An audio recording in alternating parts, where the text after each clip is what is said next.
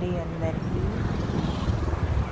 నిన్న పడ్డ వర్షాలకైతే ఇక్కడ గంగమ్మ జాతరలో అయితే వాటర్ అయితే ఇలా పొల్లుతున్నాయి చూడండి. అక్కడైతే శివుడు అయితే కనిపిస్తున్నాడు. మొత్తం మస్తు పై వరకు అయితే వాటర్ వచ్చినాయి.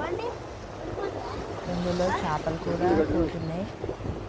ఈ వర్షాలకి ఇక్కడికైతే ఎవరైతే కూడా పోవద్దు. ఇక ఎందుకు వచ్చారంటే వినాయక చవితి స్టార్ట్ అయింది కదా. ఇక వినాయకుడిని అయితే ఇట్లా నిమజ్జన చేయడానికి అయితే కొంతమంది వచ్చారు ఇక్కడికి. అలాగే ఈ వాతావరణం అయితే చూడండి ఎలా ఉందో.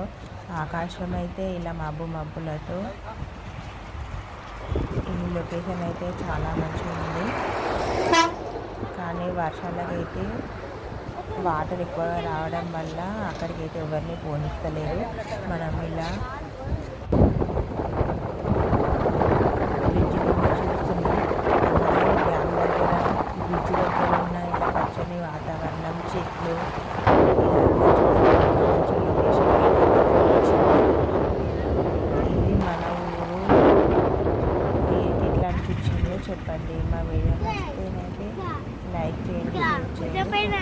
బాయ్.